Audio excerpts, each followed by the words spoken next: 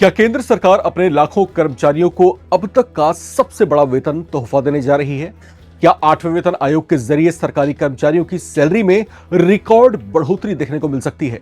और क्या 3.83 fitment factor सचमुच वो मैजिकल नंबर साबित होगा जिसका इंतजार हर केंद्रीय कर्मचारी और पेंशन जो है लेने वाले पिछले कई महीनों से कर रहे हैं? नमस्कार, मैं हूं राम विश्वकर्मा। आप देख रहे हैं नवभारत टाइम्स। इस वक्त देश के करोड़ों लोगों की नजर एक ऐसे फैसले पर टिकी हुई है जिसका सीधा असर सिर्फ कर्मचारियों पर ही नहीं बल्कि उनके परिवारों, पेंशनर्स और देश की अर्थव्यवस्था पर भी पड़ सकता है। बात हो रही है 8वें वेतन आयोग की, जिसकी सिफारिशों का इंतजार लाखों केंद्रीय सरकारी कर्मचारी और पेंशनर्स बड़ी बेसब्री से कर रहे हैं। सरकार की ओर से 8वें वेतन आयोग के गठन की घोषणा पहले ही की जा चुकी है और अब आयोग के गठन और उसकी सिफारिशों को लेकर तैयारियां तेज मानी जा रही हैं। इसी बीच कर्मचारी संगठनों ने अपनी अपनी मांगें आयोग तक पहुंचानी शुरू कर दी हैं। सबसे ज्यादा चर्चा जिस मुद्दे की हो रही है वो है फिटमेंट फैक्टर। यही वो फॉर्मूला है जो तय करता है कि कर्मचारियों की न्यूनतम बेसिक सैलरी और पेंशन में आखिर कितनी बढ़ोतरी होगी। और अब जो आंकड़े और मांगे सामने आ रहे हैं उन्होंने कर्मचारियों के बीच नई उम्मीद जगा दी है। कई कर्मचारी संगठनों ने इस बार फिटमेंट फैक्टर को 3.83 तक रखने की जो है मांग की है। अगर ये मांग स्वीकार होती है तो सरकारी कर्मचारियों की बेसिक सैलरी में बड़ी छलांग देखने को मिल सकती है। लेकिन यही सबसे बड़ा सवाल खड़ा होता है, क्या ये मांग व्यवहारिक है?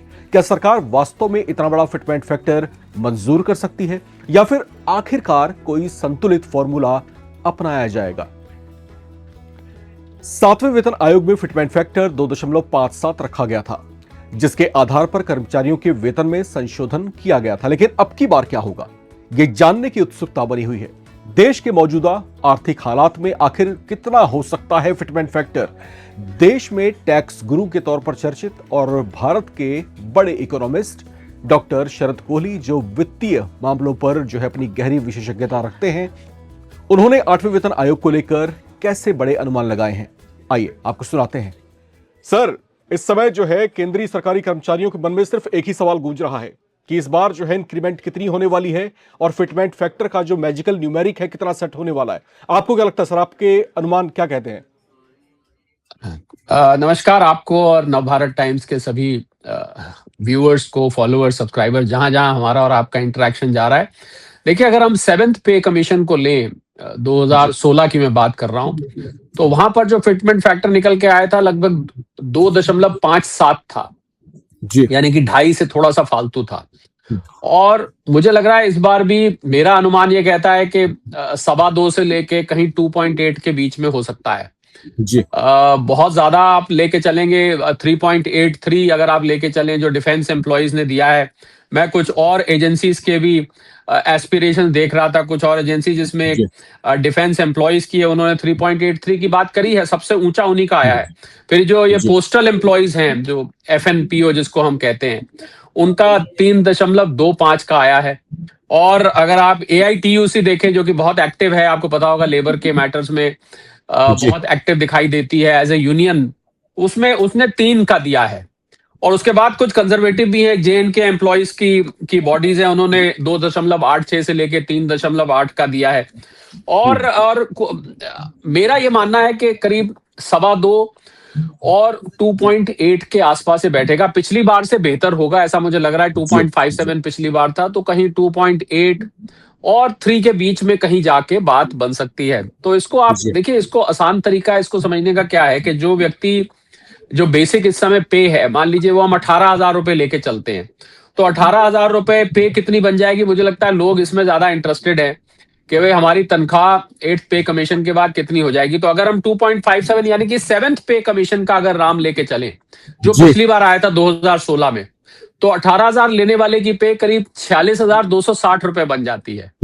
और अगर हम 2.86 लेके चले, जो मेरा अनुमान है कि कहीं यहां पर जाके होगा 2.8 और 4 के बीच में हो सकता है। वैसे ज्यादातर जो रिसर्च एनालिस्ट हैं वो कह रहे हैं 2.25 और 2.8 के बीच में होगा, पर मैं थोड़ा सा दिलदार होके बात करता हूं, तो फिर आपकी 51,480 रुपए हो जाती है। और अगर जो डिफेंस एम्प्लॉइज ने राम सबसे ऊंची मांग की है 3.83, जिसका आप भी अभी जिक्र कर रहे थे, तो ये सैलरी कहीं 68,940 हो जाती है। यानी कि 18,000 रुपए कमाने वाला व्यक्ति की तनख्वाह 68,940 हो जाएगी, लगभग 4 गुना तनख्वाह हो जाएगी। देखिए, ये सच है कि सरकारी कर्मचारियों को सुविधा तो मिलती है, पर हाथ में जो पैसा आता है वो कम आता है। ये इस बात से मैं इनकार नहीं करता हूं। और अब समय आ गया है कि सरकारी एम्प्लॉयज को और प्राइवेट एम्प्लॉयज को एक ही प्लेटफॉर्म पर रखने का। और यही मांग है कि अगर हम काम उतना करते हैं तो हमें प्राइवेट नौकरी में ज्यादा तनख्वाह मिलती है, सरकारी में ज्यादा नहीं मिलती। हालांकि सरकार में ये मानता हूं मकान मिल जाता है, अन्य सुविधाएं मिलती है, उसको हम जैसे हम कॉर्पोरेट भाषा में सीटीसी कहते हैं, कॉस्ट टू कंपनी। तो अगर कॉस्ट टू गवर्नमेंट सीटीजी बोले हम, कॉस्ट टू गवर्नमेंट, तो वो उतनी बुरी नहीं है। परंतु टेक होम सैलरी जो होती है, जो बेसिक सैलरी होती है आपकी, वो 18,000 बेसिक से शुरू होती है। तो मुझे लग रहा है उसमें बदलाव आने की उम्मीद है। और हम सब जानते हैं कि ये आपको कहीं जून मिडिल ऑफ 2027 तक आपको आता हुआ दिखाई देगा। और पर इफेक्टिव होगा 1 जनवरी 2026 से, ऐसी उम्मीद लगाई जा रही है कि इफेक्टिव। तो एरियर्स वगैरह जो मिलते हैं, एरियर्स की भी बड़ी इंतजार रहती है सरकारी एम्प्लॉयज को, तो यहाँ कहीं जाके हिसाब बैठता है। अभी तो अटकलें हैं, देखिए अटकलें मुझे ऐसा लगता है कि 2.5 रियलिस्टिकली 2.5 और 3 के बीच में कहीं जाके सेटल होगा। जी बिल्कुल सर, यहाँ पर देखिए दो तरह की बातें चल रही हैं और दो तरह की स्थितियां हैं, और जो एक आशंका मन में बनी हुई है और खासतौर से उत्सुकता जो केंद्रीय कर्मचारियों के मन में है इस बात को लेकर के है, भाई जो महंगाई लगातार बढ़ती जा रही है जिस तरीके से, तो उस महंगाई पर जो है को ध्यान में रखा जाए, तो इन्फ्लेशंस को ध्यान में रखते हुए ही जो फिटमेंट फैक्टर है उसको सेट किया जाए। अब जो हाईएस्ट डिमांड है इनकी 3.83 की तो है, लेकिन सर क्या मौजूदा हालात में, जबकि सरकार के सामने इतनी वित्तीय चुनौतियां हैं और सरकार जो है कई और तरह की अंतर्राष्ट्रीय मसलों से भी जूझ रही है, और खासतौर से अभी जो हालिया स्थिति है ईरान के साथ, अमेरिका के साथ जो सारा झड़पें चल रही हैं, तो हॉर्मुज स्ट्रेट और मिडिल ईस्ट में जो तनाव है उसका इंपैक्ट भी कहीं ना कहीं इंडियन इकोनॉमी को इफेक्ट करता है। तो आपको लगता है सर कि क्या 2.57 के आंकड़े को रेस कर सकता हो, जैसे कि आप बता रहे हैं कि 2.86 तक जा सकता है, तो क्या मौजूदा हालात में संभव लगता है आपको? देखिए, हम ये जो महंगाई का पूरा फेज रहा है, क्योंकि महंगाई पर ही आधारित होता है फिटमेंट फैक्टर। आपको पता है कि कितना इस 10 साल के दौरान कितनी महंगाई पर एनम बढ़ी। तो हम महंगाई के 2-3 फेसेस एज एन इकोनॉमिस्ट मैं आपको राम बता सकता हूँ। 2-3 फेसेस। पहला फेज 2016 से 2020 का था। उस दौरान में महंगाई मॉडरेटेड थी, 3-4% के आसपास। फिर जब कोविड आया तो कोविड के फौरन बाद आपको महंगाई थोड़ी बढ़ती दिखी। हम 6-7-8 तक भी गए थे, इस बात से इनकार नहीं किया जा सकता। फिर जब रशिया यूक्रेन का युद्ध आया तब थोड़ी सी महंगाई एलिवेटेड रही। फिर आप पिछले 2-3 साल से अगर ये जो युद्ध वाला फेज है ईरान वाला, इसको निकाल दें, तो महंगाई एक समय ऐसा भी था जब महंगाई 0 के आसपास आने लगी थी। तो ऑन एन एवरेज इसको निकाल के देखा जाता, मुझे लग रहा है ऑन एन एवरेज 3 से थोड़ा नीचे अगर हम लेके चले तो वो रीजनेबल एस्टिमेट होगा। अगर 3 तक भी चला जाता है तो भी रीजनेबल एस्टिमेट होगा। मतलब 3.8 तो मुझे बहुत ज्यादा नजर आ रहा है, पर मुझे लग रहा है कहीं 2.75-3 के आसपास जो है वो एक सेटल होता है। क्योंकि अगर आप महंगाई का साल ब साल 2016 से लेके 2026 तक साल ब साल एवरेज निकालेंगे तो लगभग वो उतनी निकल के आती है। दूसरा इसमें यह भी बात है राम, के महंगाई की जो हम आंकड़े निकालते हैं वो एक बास्केट ऑफ गुड्स पे होता है। अब बास्केट ऑफ गुड्स वो भी समय समय पर उसकी परिभाषा बदली गई है। अब जो महंगाई की हमारा सीपीआई का आंकड़ा आता है उसमें काफी कुछ कवरेज है, पर पहले जो आता था बेस ईयर भी डिफरेंट था। तो इसलिए महंगाई के आंकड़े से एक फैक्टर है cost of living standard, private sector से मैच करता हुआ बहुत सारे इसमें फैक्टर्स जो है वो पे कमीशन इसमें कंसिडर करता है। खाली महंगाई ही नहीं होता है, एक आम सरकारी एम्प्लॉय का लिविंग स्टैंडर्ड क्या है, उसको अन्य सुविधाएं किस प्रकार की दी जा रही हैं। दूसरा ये होता है कि इसी रैंक पे अगर कोई प्राइवेट एम्प्लॉय काम कर रहा होता इसी पोजीशन पे, ये भी देखा जाता है कि उसको कितनी मिल रही है। तो बहुत सारी चीजें इसमें कंसिडर की जाती हैं और तब इसको फिटमेंट फैक्टर को निकाला जाता है। इसीलिए फिटमेंट फैक्टर आपको इतनी ऑड फिगर में दिखाई देता है। जैसा मैंने कहा 2016 में 2.57 था, अब 2.57 बिल्कुल देखिए कितना पिन पॉइंटेड है, कितना प्रिसाइज है। तो हर फैक्टर की वेटेज भी अलग होती है। इन्फ्लेशन की वेटेज अलग होती है, कॉस्ट ऑफ लिविंग की वेटेज अलग होती है, लिविंग स्टैंडर्ड की वेटेज अलग होती है। उसके अलावा प्राइवेट एम्प्लॉयमेंट में एट पार की वेटेज अलग होती है। तो इन सब चीजों को मिला के देखा जाएगा, पर मुझे कुल मिला के मुझे लग रहा है कि सरकारी एम्प्लॉइज को निराशा नहीं होगी, ऐसा मुझे नजर आता है। जी बिल्कुल, और सरकारी कर्मचारियों को निराशा नहीं होगी, शरद कोहली साहब यहाँ पर बता रहे हैं। और दूसरी महत्वपूर्ण बात सर ये कि जो पेंशनर्स हैं उनकी भी बड़ी उम्मीदें इस बार बंधी हुई हैं, और खास तौर पर जो है उनकी एक मांग है जो ओल्ड पेंशन स्कीम है उसको भी लागू किया जाए, और साथ ही साथ जो है उनको बेनिफिट तो इसका मिलेगा ही। लेकिन सर आपको क्या लगता है कि अभी मैं अगर थोड़ा सा फाइनेंशियल स्टेटस की बात करता हूं देश के और जो सिचुएशंस हैं इस समय, तो इसको लेकर के कौन कौन से ऐसे चैलेंजिंग फैक्टर्स गवर्नमेंट के सामने हैं जिससे उनको टैकल करना पड़ सकता है? क्योंकि सरकार तो दूर तक की सोच के चलेगी, उनको तमाम चीजें देखनी है कि भाई अगर हमने कोई फिटमेंट फैक्टर अगर सेट कर दिया है तो इसका लॉन्ग टर्म इंपैक्ट जो है हमारे रेवेन्यूज पर, हमारी उस पर जो है कितना पड़ने वाला है। तो ऐसे कौन कौन से फैक्टर्स आपको लगते हैं सर कि जिस पर गवर्नमेंट विचार करेगी इससे पहले?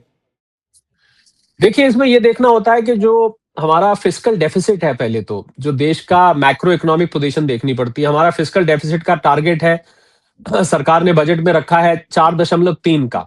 तो सरकार नहीं चाहेगी कि आपका फिस्कल डेफिसिट जो है बिगड़े। दूसरा, हाल में जो हालात पैदा हुए हैं ईरान युद्ध की वजह से, पिछले 28 फरवरी को यह युद्ध शुरू हुआ था, उसके बाद से सरकार ने पेट्रोलियम कंपनीज को लाख सवा लाख रुपए, ऐसी खबर आई कि उनकी मदद की है, और भी एमएसएमईज की मदद करी है, और भी जगह सरकार ने फर्टिलाइजर सब्सिडी, आपको पता होगा 3 लाख करोड़ का बिल पहुंच गया है। तो जो अनप्लैंड एक्सपेंडिचर होता है उसके लिए प्रोविजन रखना पड़ता है। अब जब आप उतनी, एक कहावत होती है गांव में कि उतनी पैर पसारिए जितनी लंबी ठोर, मतलब आप उतना ही चादर से बाहर निकालेंगे पैर को जितना हमारे पास एल्बो रूम है।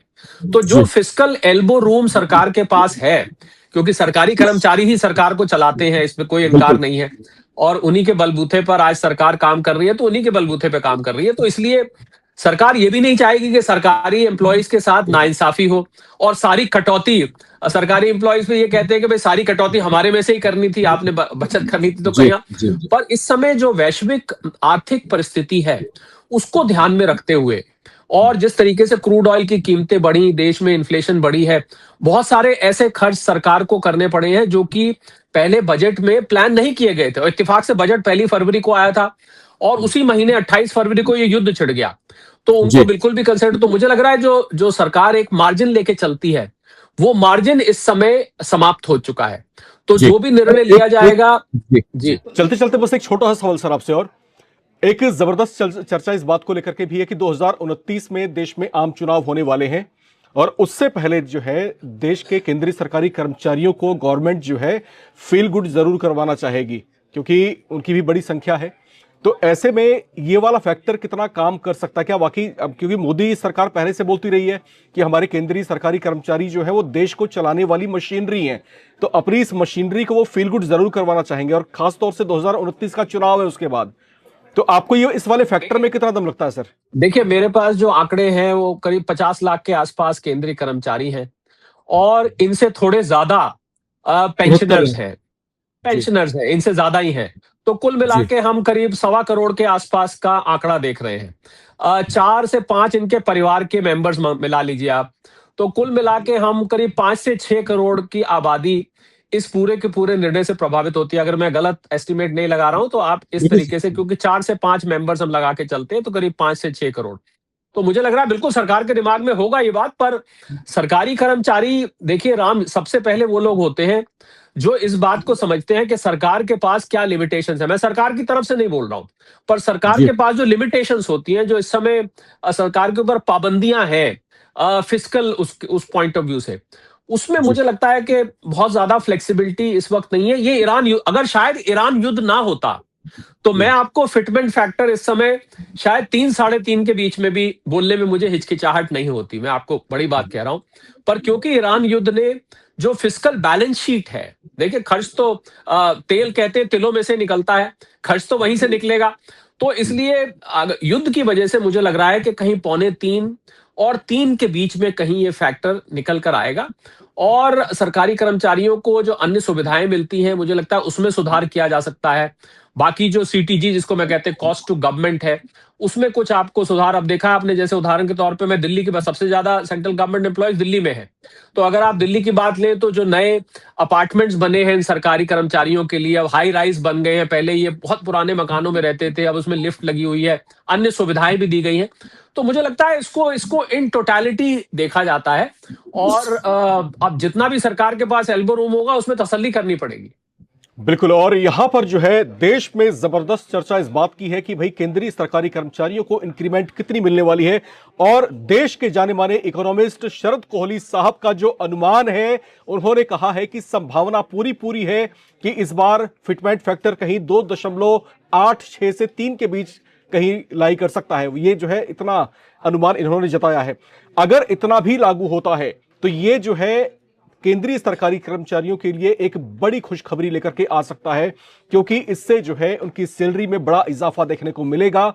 और खास बात यह कि यहां पर शरद कोहली साहब ने जैसे कि एक पॉइंट बड़ा अच्छा रेस किया है कि देश की अर्थव्यवस्था पर यह सब चीजें निर्भर करती हैं। तो अंतर्राष्ट्रीय और राष्ट्रीय जो मसले हैं काफी हद तक देश की अर्थव्यवस्था को क्योंकि प्रभावित करते हैं, तो ऐसे में फिटमेंट फैक्टर क्या कुछ सेट होगा 18 महीने की अवधि पूरी होने पर, और फिर वो क्या और कितना केंद्रीय कर्मचारियों को खुश कर पाता है। लेकिन फिलहाल मान करके चलिए शरद कोहली साहब ने बोल दिया है 2.86 के आसपास अनुमानित आंकड़ा है इनका, तो खुश हो जाइए, चेहरे पर मुस्कान लाइए, क्योंकि आपकी उम्मीदें जो है आपको बड़ी जो है गुड न्यूज दे सकती हैं। तो शरद कोहली साहब हमारे साथ जुड़े हुए थे, सर बहुत बहुत शुक्रिया आपका। और जो दर्शक इस समय हमें देख रहे हैं, आपकी अपनी क्या राय है, आप क्या सोचते हैं और आप जो है सरकार से क्या अपेक्षाएं कर रहे हैं, लिख करके हमें कमेंट बॉक्स में जरूर शेयर करें। देखते रहें नवभारत टाइम्स।